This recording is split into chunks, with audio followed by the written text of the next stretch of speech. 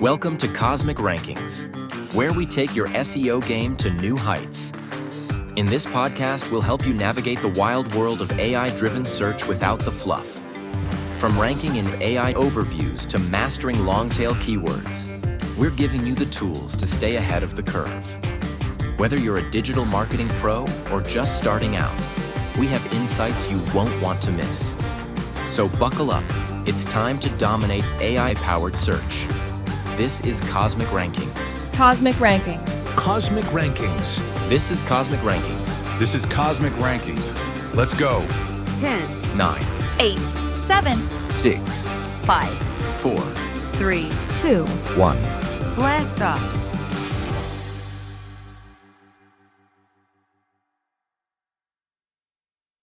Ever search for something like best plumber near me on Google? You'd assume those top results are from businesses in your neighborhood, right? Yeah, for sure. Today's deep dive throws a wrench in that assumption. Oh. We're going deep into the world of local SEO, and let's just say, not everyone playing the game is playing fair. It's a fascinating case, really. Yeah. You've got this tension between businesses wanting to rank high in local search results, which is understandable, Right. but also the ethics of, well, potentially misleading customers to do it. And we've got a fascinating mix of sources that highlight this tension perfectly. We've got a case study from Exponent 21, a digital marketing agency out of Richmond, Virginia. Right. They want to rank #1 for SEO management near me, which, I mean, makes perfect sense. They are a local business. But then we've also got these articles exposing the practices of Thrive Internet Marketing Agency, a Texas-based agency that's popping up in local searches all over the country. And that's where things get interesting. Exponent 21 is focusing on building a strong online presence that genuinely reflects their local ties. Things like optimizing their Google business profile, using local keywords naturally on their website.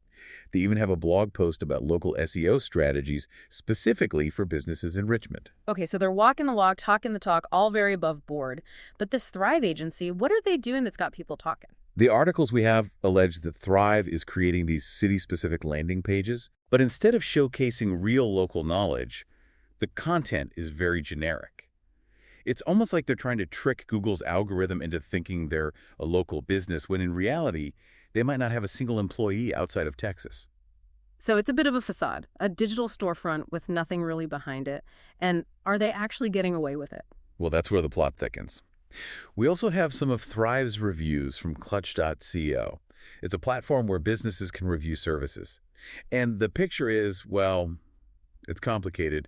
Some clients are singing Thrive's praises, talking about great results and solid communication. Okay, so maybe there's more to the story. Not every client feels deceived. Right, but then you have this other group of reviews that are downright scathing. We're talking about clients reporting unmet expectations, a lack of communication, and projects that seem to have gone completely sideways. From amazing results to completely sideways. That's quite a range. Makes you wonder what's really going on.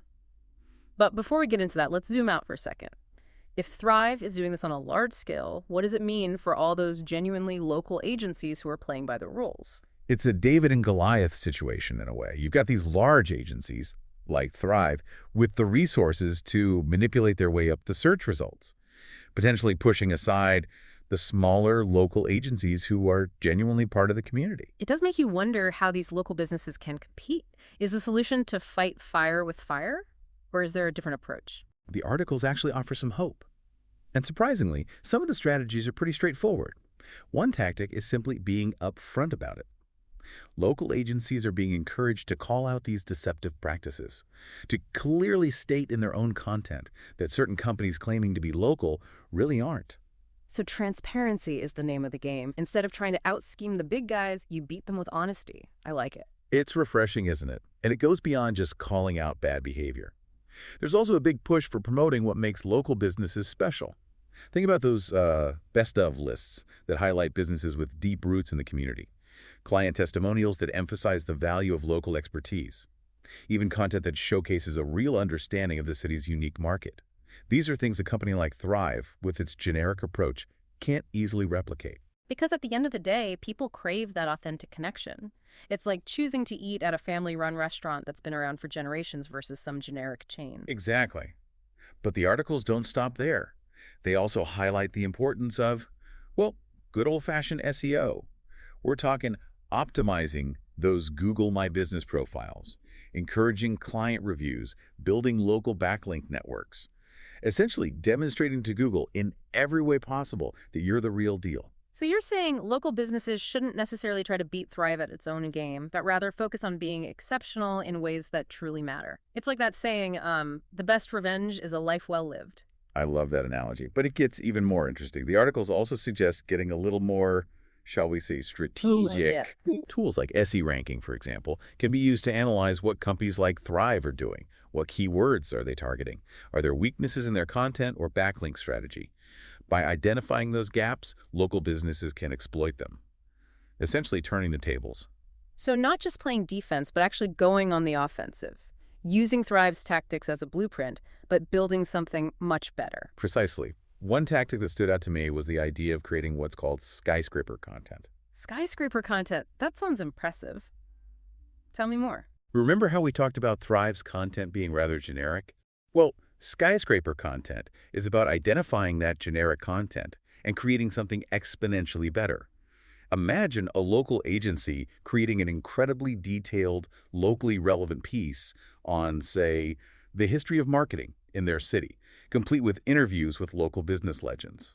It's something Google would be hard-pressed to ignore, even with Thrive's best attempts at manipulation. It's like bringing a beautifully crafted, multi-tiered cake to a potluck where someone else has just brought a store-bought sheet cake. Sure, some people might go for the easy option, but most will be drawn to something with more effort, more heart. That's a great way to put it. Yeah. But it also begs the question, what does this whole situation say about the digital landscape we're navigating? It really underscores the need for critical thinking. You're right. We tend to put a lot of trust in those top search results, but as we're seeing, those rankings can be manipulated. So how can we as consumers avoid falling prey to these tactics? It's about being more discerning, more curious. Don't just take things at face value. Look for reviews from multiple sources. Pay attention to whether a business truly understands the local market. And don't be afraid to ask questions. So trust your gut, but back it up with a little online investigation. Don't be afraid to dig a little deeper. Now, before we wrap things up, I have to ask, where does Google fit into all of this?